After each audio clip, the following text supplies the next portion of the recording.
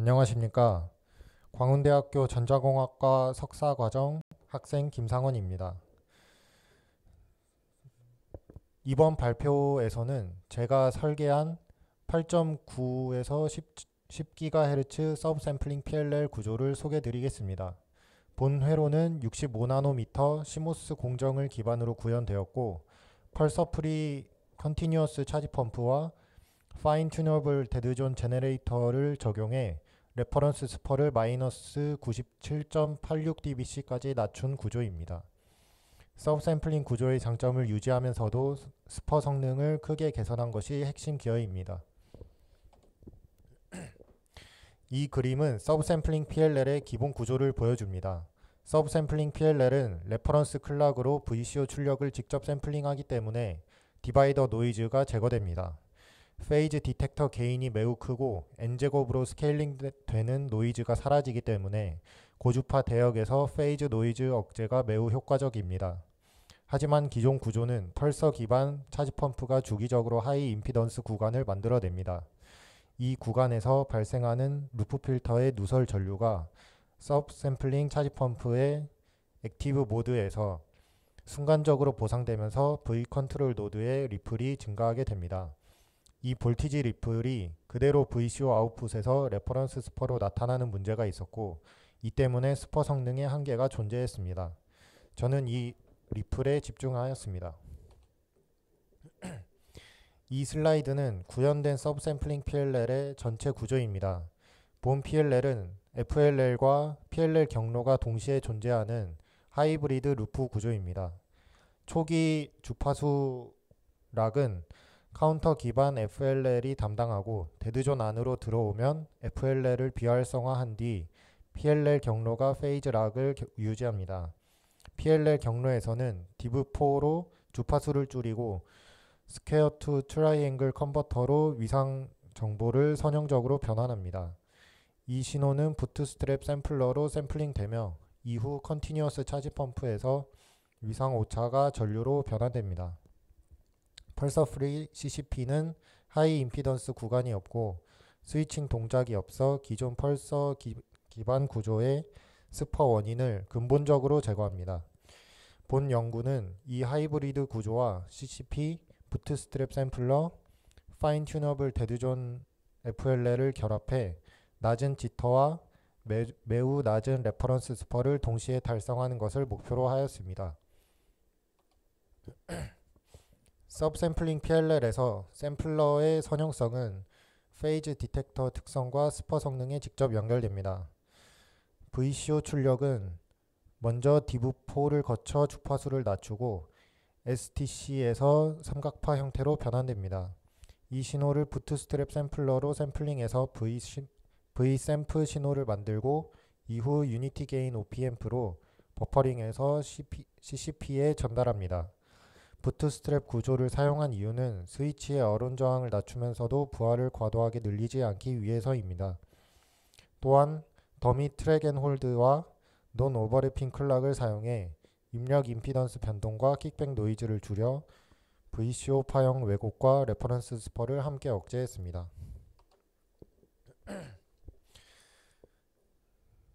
다음은 차지 펌프 비교입니다. 기존 차지 펌프와 펄서 기반 서브샘플링 차지 펌프는 업다운 신호 또는 펄서 신호 스위칭으로 하이 임피던스 구간이 반복적으로 생깁니다. 이 구간에서 루프 필터 누설 전류를 짧은 시간에 보상하려다 보니 V 컨트롤 리플이 커지고 이 리플이 KVCO에 의해 레퍼런스 스퍼로 바로 변환되는 문제가 있었습니다. 그에 반해 펄서 프리 CCP는 GM셀을 계속 동작시키는 구조입니다. 레퍼런스 클럭 주기 동안 V샘프와 V샘N 차이에 비례한 전류를 연속적으로 흘려서 V 컨트롤을 제어하고 하이 임피던스 상태를 없앱니다.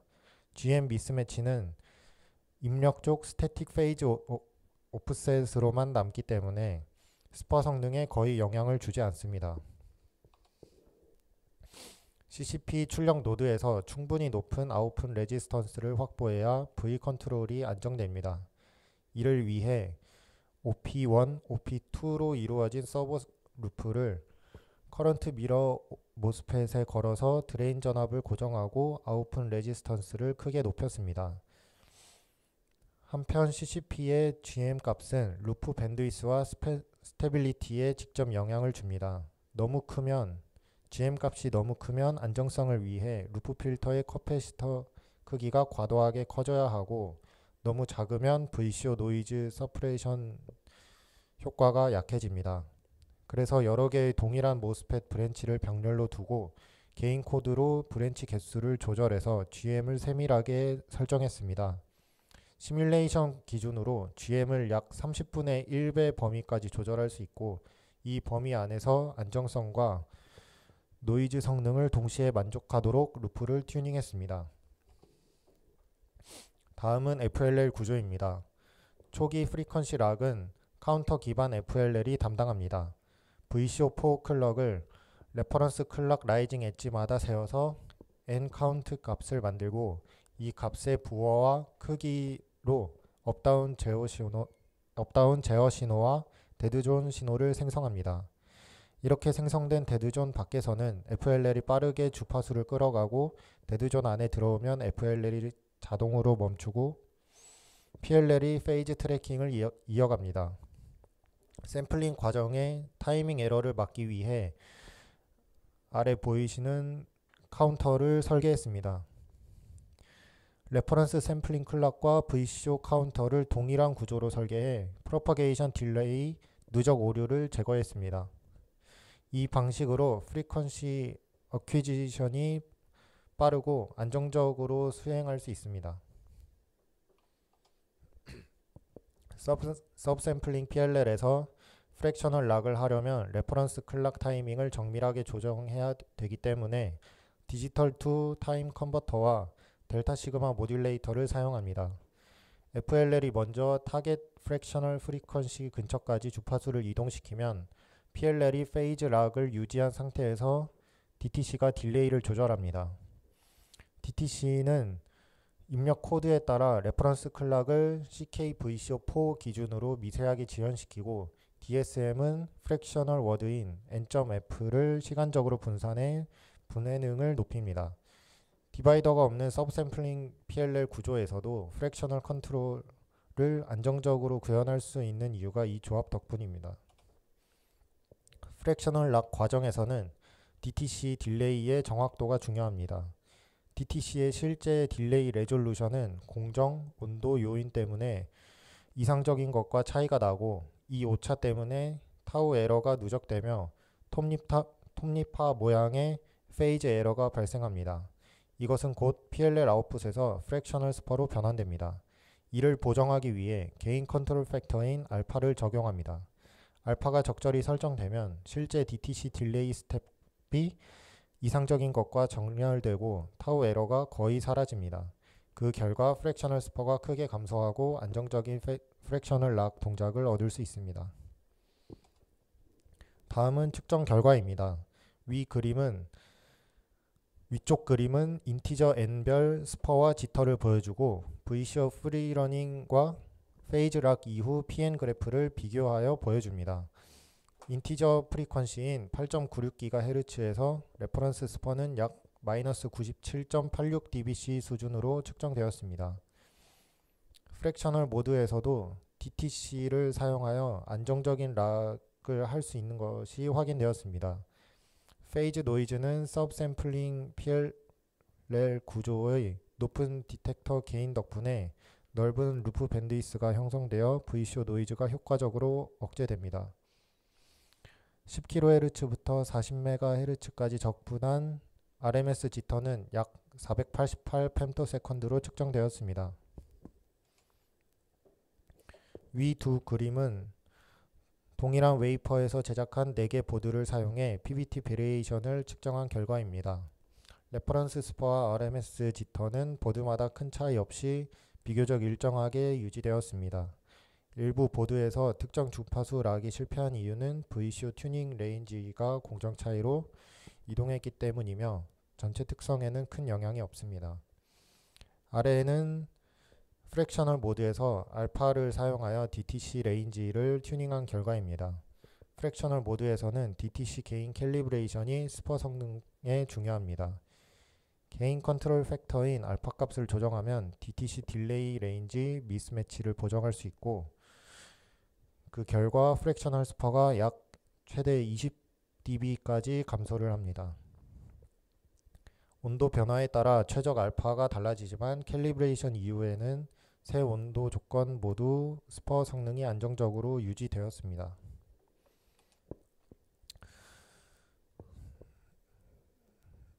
첫 번째 그림은 구현된 서브샘플링 PLL V 컨트롤 노드의 타임 도메인 동작을 보여줍니다. 프리퀀시 어퀴지션 과정에서 FLL은 약 11.3 마이크로 세컨드 만에 목표 주파수까지 빠르게 수렴하였으며 이후 PLL이 페이즈 락을 하는 모습을 관찰할 수 있습니다. 위쪽 오른쪽 그림은 전력 소모도를 보여줍니다. 전체 소비 전력은 6.47mW이며 구성별 전력은 CCP 1.57, VCO 1.54, 디브포 1.2, 샘플러 1.1, FLL 1.08mW입니다. 왼쪽 아래 그림은 구현된 서브샘플링 PLL의 칩 포토를 보여줍니다.